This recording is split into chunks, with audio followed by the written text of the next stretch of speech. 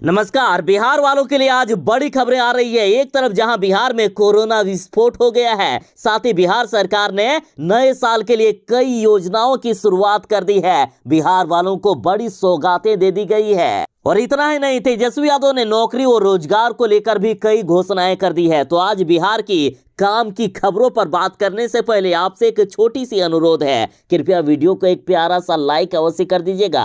आपका लाइक करना ही हमारी मेहनत का फल होता है। राजद के प्रदेश अध्यक्ष जगदानंद सिंह ने कहा है कि लालू यादव की किडनी खराब नहीं हुई, बल्कि साजिश करके लालू यादव की किडनी खराब करवाई गई है। जगदानंद सिंह के इस बयान के बाद बिहार की राजनीति के गलियारों में भूचाल सा आ गया है। इन्होंने कहा कि लालू यादव की किडनी खराब होना साजिश है। देखिए, सीबीआई की ओर से लालू प्रसाद यादव के खिलाफ भ्रष्टाचार से जुड़ा एक और केस को दोबारा खोल दिया गया है और कहा जा रहा है कि यदि लालू यादव दोषी पाए गए तो फिर से लालू यादव को जेल जाना पड़ सकता है। तो जगदानंद सिंह ने कहा है कि अरे साहब, विपक्ष को दबाने की साजिश है। दरअसल नीतीश कुमार जी ने लालू यादव के साथ मिलकर सरकार बना ली, इसलिए फिर से बीजेपी वाले चाह रहे हैं कि लालू यादव को किसी तरह से फंसाकर फिर से जेल में डाल दिया जाए, नहीं तो नीतीश कुमार जी इस बार प्रधानमंत्री भी बन जाएंगे। 2024 का असल में डर है बीजेपी वालों को। साथ ही जगदानंद सिंह ने कहा है कि पूर्व प्रधानमंत्री वीपी सिंह को किडनी की बीमारी,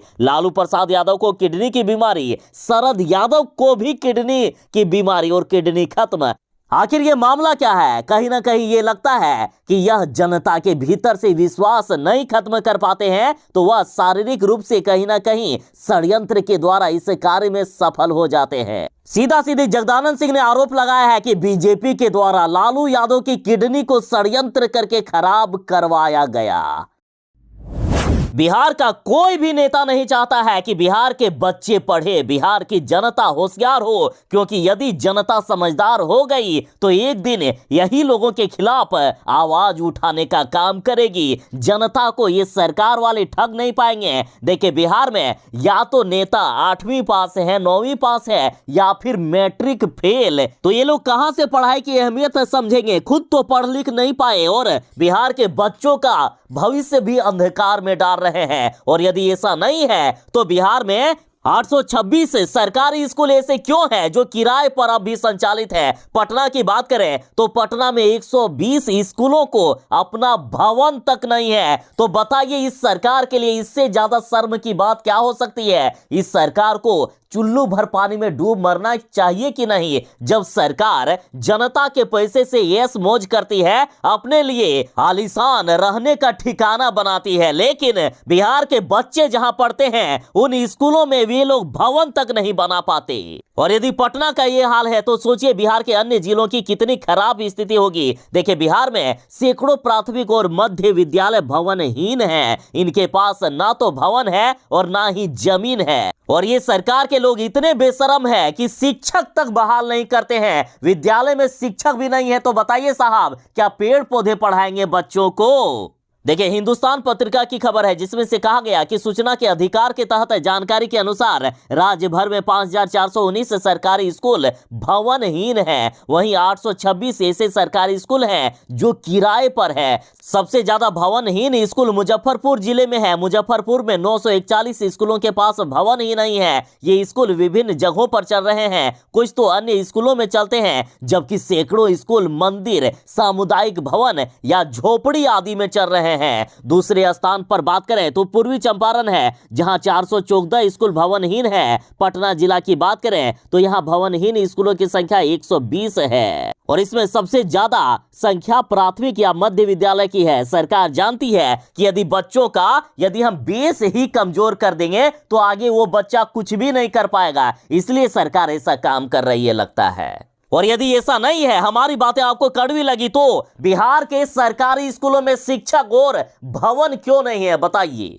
जनता के पैसे से अपने लिए तो आलीशान मकान बना लिए, लेकिन बिहार के बच्चे जो बिहार का भविष्य है, इनको आखिर क्यों आपने इस तरह से छोड़ दिया बताइए? बीएसएससी छात्रों के लिए बड़ी खबर है। बीएसएससी की 23 दिसंबर को परीक्षा जो हुई थी वो रद्द कर दी गई है। देखिए, विद्यार्थियों के लिए बड़ी खबर, बीएसएससी का जो पेपर लीक हो गया था उस परीक्षा को रद्द कर दिया गया है। साथ ही 45 दिनों में फिर से परीक्षा लेने का दावा भी किया गया। देखिए, बड़ी खबर है कि बिहार कर्मचारी चयन आयोग यानी बीएसएससी ने 23 दिसंबर को हुई तृतीय स्नातक स्तरीय परीक्षा को रद्द कर दिया है। देखिए, बिहार के साथ पूरे देश में कोरोना को फैलाया जा रहा है। दरअसल राजद ने कहा है कि मोदी सरकार के द्वारा जानबूझकर कोरोना देश में लाया जा रहा है ताकि जो लोकसभा का चुनाव हो रहा है उसमें विपक्ष को नियंत्रित किया जा सके।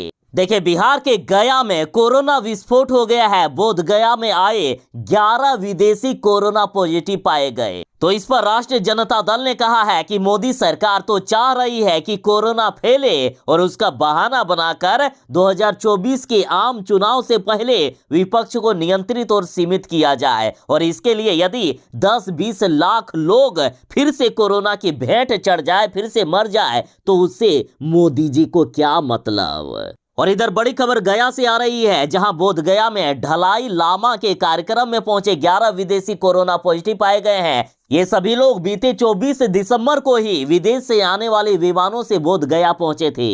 कल सुबह तक ये आंकड़ा 4 तक था और शाम होते होते 11 तक पहुंच गया। तो सोचिए और कितने लोग कोरोना पॉजिटिव होंगे। थाईलैंड और म्यांमार से आए 11 विदेशी संक्रमितों की ट्रेवल हिस्ट्री ने सरकार की नींद उड़ा दी है। सबसे बड़ी बात यह है कि ये सभी लोग रिपोर्ट आने तक पूरे गया में घूमते रहे और हजारों लोगों के संपर्क में आ चुके हैं। और ये नया जो कोरोना का वेरिएंट है वो काफी ज्यादा खतरनाक है। लोग कोरोना वैक्सीन ले चुके हैं, बूस्टर डोज ले चुके हैं, फिर भी ये लोगों को शिकार बना रहा है। तो सोचिए किस कदर ये खतरनाक है ये वायरस। और इतना ही नहीं, कोरोना संक्रमितों में से एक बोध गया से लापता भी हो गया, जबकि एक दिल्ली लौट गया है। बाकी लोग को आइसोलेट किया गया है। दरअसल बौद्ध धर्मगुरु ढलाई लामा इन दिनों बोध गया में प्रवास पर है। उनका टीचिंग प्रोग्राम 29, 30 और 31 दिसंबर को आयोजित है, जिसमें देश विदेश के करीब 60,000 से भी अधिक बौद्ध श्रद्धालु भाग लेंगे। तो अब बड़ा सवाल ये है कि इस बार भारतीयों को कोरोना से कौन बचाएगा। सरकार भी लगता है कि चाल चल रही है, विपक्ष और पक्ष वाले आपस में लड़ रहे हैं।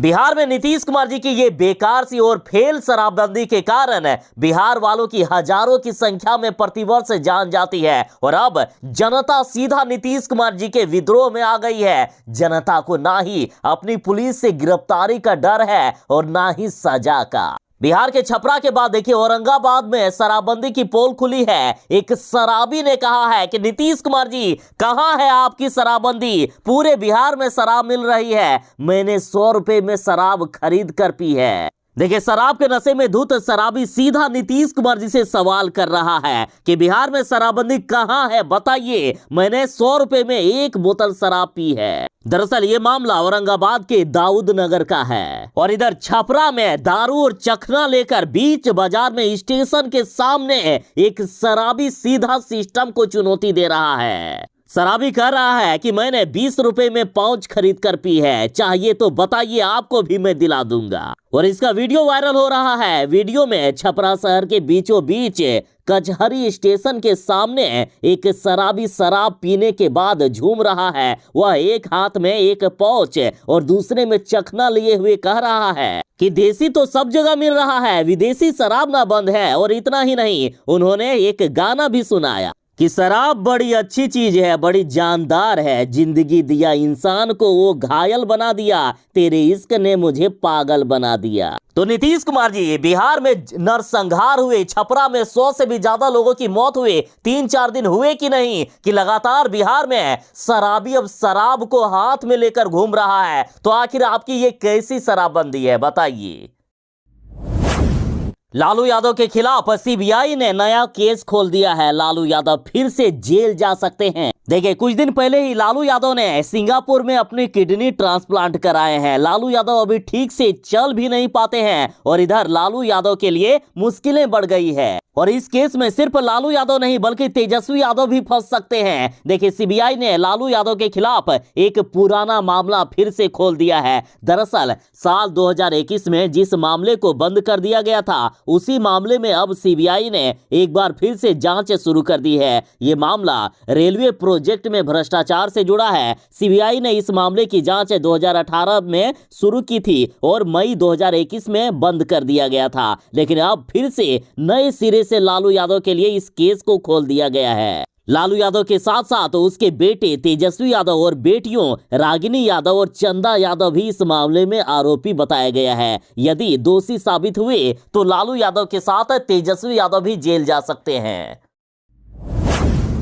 अब मुख्यमंत्री नीतीश कुमार जी इतना तो समझ चुके हैं कि मेरे शराबबंदी के कारण जिस तरह से बिहार में लोग लगातार मरते जा रहे हैं, बीजेपी वाले तो अब इसे नरसंहार तक कह दिए हैं और लगातार बीजेपी वाले नीतीश कुमार जी को अब शराबबंदी पर टारगेट करने लगे हैं। तो नीतीश कुमार जी जानते हैं कि यदि हमने कुछ नहीं किया तो एक भी जनता मुझे वोट नहीं देगी। वैसे ही हमारे तो इस बार मात्र 45 सीट आए थे, इस बार कहीं 20 भी हम नहीं ला पाए। इसलिए अब नीतीश कुमार जी बिहार यात्रा पर निकल रहे हैं। नीतीश कुमार जी लोगों के बीच जा जाकर शराबबंदी के फायदे बताएंगे और शराब से नुकसान को बताएंगे। और कहा जा रहा है कि नीतीश कुमार जी के ये यात्रा जनवरी में शुरू होने वाली है, लेकिन बीजेपी वाली भी कहां कम है। बीजेपी ने कह दिया है कि नीतीश कुमार जी आप जहां जहां जाएंगे, यात्रा करेंगे, आप जिस जिस जिले में जाएंगे, हम भी वहां जाकर आपकी पोल खोलेंगे कि आपने बिहार वालों के साथ कितना अन्याय किया है। देखिए, बिहार के मुख्यमंत्री नीतीश कुमार जी शराबबंदी कांड के बाद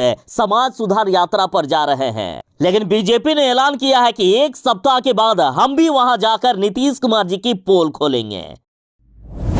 बिहार में भयानक ठंड बढ़ गई है और इस ठंड में गरीबों को, रिक्शा चालक को, भीख मांगने वालों को, फुटपाथ पर रहने वालों को काफी दिक्कत हो रही है। इनको देखने वाला कोई नहीं, लेकिन इनका बेटा तेजस्वी यादव अभी है। देखिए, अंधेरों को चीरकर सूरज की तरह निकलता है। तेजस्वी गरीब के लिए लड़ता है। अभी रात रात भर तेजस्वी यादव सोते नहीं है, चले जाते हैं गरीबों को देखने के लिए कि कोई ठंड में तो नहीं सो रहा है। लगातार गरीबों के लिए तेजस्वी यादव आश्रय स्थल बना रहे हैं, जहां गरीब बिस्तर पर सो सकते हैं, ठंड से बच सकते हैं। साथ ही कंबल भी बांटा जा रहा है। राजद ने ट्वीट करते हुए कहा कि माननीय उप मुख्यमंत्री जी के निर्देश पर 24 घंटे के अंदर रिक्शा ठेला चालकों की मांग पर आश्रय स्थल बनवाया गया। जब रात में तेजस्वी यादव गरीबों को देखने के लिए गए थे, तब एक रिक्शा चालक रोड पे सो रहा था। तो तेजस्वी यादव ने पूछा कि बिस्तर पर सोइए, आश्रय स्थल पर सोइए। तो गरीब रिक्शा चालक ने कहा कि नहीं सर, कोई रिक्शा चुरा लेगा। तो तेजस्वी यादव ने तुरंत ही निर्देश दिए कि इनके रिक्शा के लिए व्यवस्था किया जाए। देखिए, वैसे बंधुओं जिनके रिक्शा, ठेला इत्यादि चोरी का डर रहता था, उनके लिए रैन बसेरा के एकदम सामने जगह बना सीसीटीवी की निगरानी करने का निर्देश श्री तेजस्वी यादव ने दे दिया। हर गरीब का ख्याल रखती है महागठबंधन सरकार, ऐसा राजद ने कहा। एक तरफ जहां तेजस्वी यादव अपने पैसे से गरीबों को कंबल बांट रहे हैं, तो इधर बात करें बीजेपी की, तो देखिए उत्तर प्रदेश से खबर है कि उत्तर प्रदेश का भाजपा शासन कंबलों के नाम पर लाखों रुपया गटक गया। देखिए, बागपत में लाखों का भ्रष्टाचार हुआ है। कंबल के लिए 15 लाख रुपए मिले, 4000 मंगवाए, लेकिन बांटा एक भी नहीं। सर्दी का आधा मौसम निकलने के बावजूद भी नहीं बांटे गए कंबल। इसके अलावा अलाव जलाने के लिए भी 1.5 लाख रुपए आए, लेकिन सर्दी के बाद भी काफी कम जगह पर जले। राजद ने कहा है कि एक तरफ जहां बीजेपी वाले गरीबों के पैसे गटर रहे हैं, तो इधर बिहार के महागठबंधन सरकार में माननीय उप मुख्यमंत्री श्री तेजस्वी यादव अपने निजी कोष से कंबल बांट रहे हैं।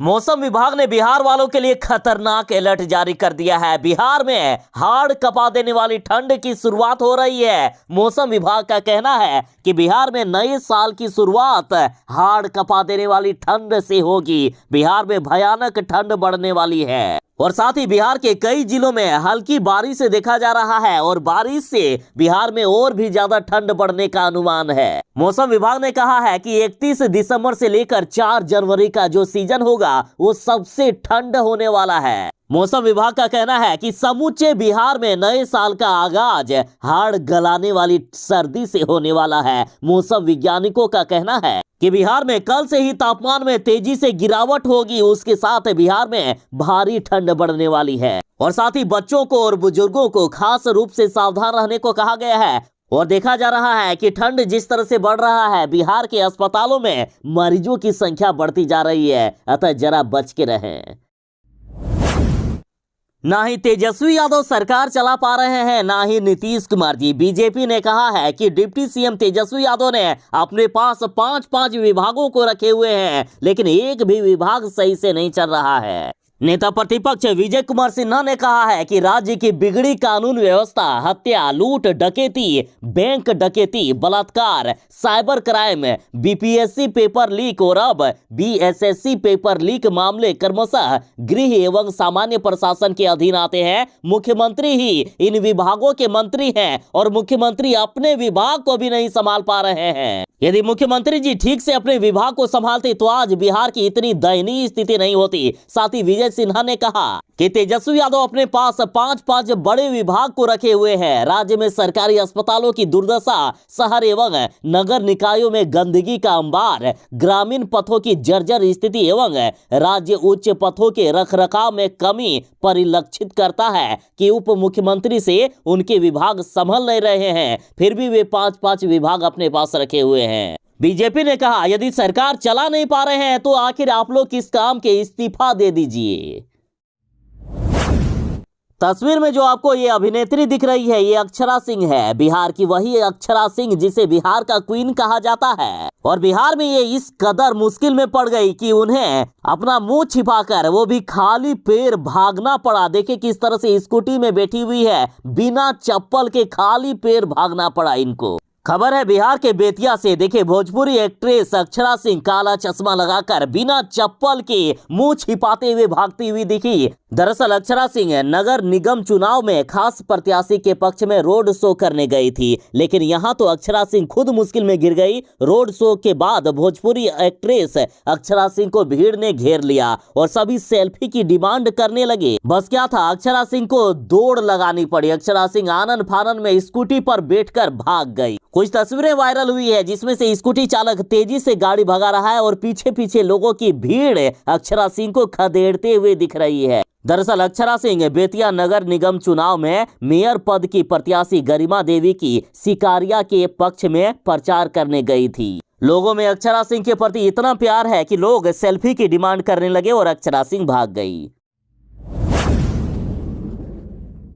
बिहार में जहरीली शराब से जितने लोगों की मौत होती है, यदि सही आंकड़ा सामने आ जाए ना तो नीतीश कुमार जी चाहे जिसके भी साथ रहेंगे, चाहे एनडीए में रहे या महागठबंधन में, उस पार्टी की हार निश्चित है, क्योंकि जनता उस पार्टी से नफरत करने लगेगी। इसलिए लगातार आंकड़ों को दबाया जाता है और ये बातें खुद बीजेपी के नेता ने कही है। और अब सुशील मोदी ने कहा है कि जहरीली शराब कांड में मौत, गिरफ्तारी और सजा के सारे आंकड़े जो सरकार ने पेश किए हैं सारे झूठे हैं। सुशील मोदी ने कहा है कि जदयू वाले जहरीली शराब कांड में मौत, सजा और गिरफ्तारी के फर्जी आंकड़े पेश कर रहे हैं। मोदी जी ने चुनौती देते हुए कहा कि नीतीश कुमार जी यदि हिम्मत है तो 6 साल के वर्षवार आंकड़े आधिकारिक रूप से वेबसाइट पर जारी करके दिखाइए। सुशील मोदी ने कहा कि गोपालगंज के जहरीली शराब कांड में 19 लोगों की मौत हुई, जबकि राज्य सरकार ने केवल 6 लोगों की मरने की जानकारी दी है। साथ ही कहा गया कि इस घटना में